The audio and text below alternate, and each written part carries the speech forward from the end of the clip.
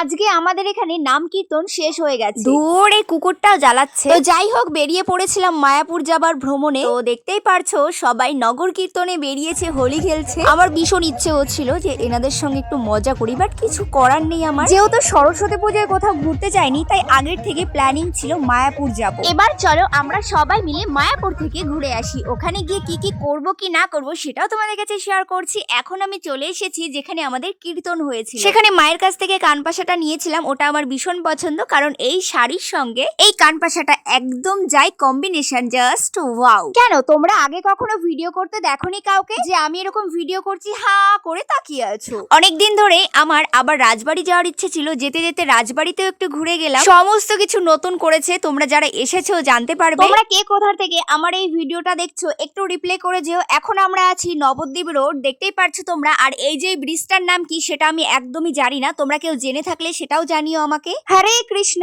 রাধে রাধে। এখন আমরা আছি মায়াপুর ধামে। সো এভরিওয়ান, গলার ভয়েসটা কি ঠিক আছে না আরেকটু মিষ্টি করে বলতে হবে জানিও। Thank you for watching.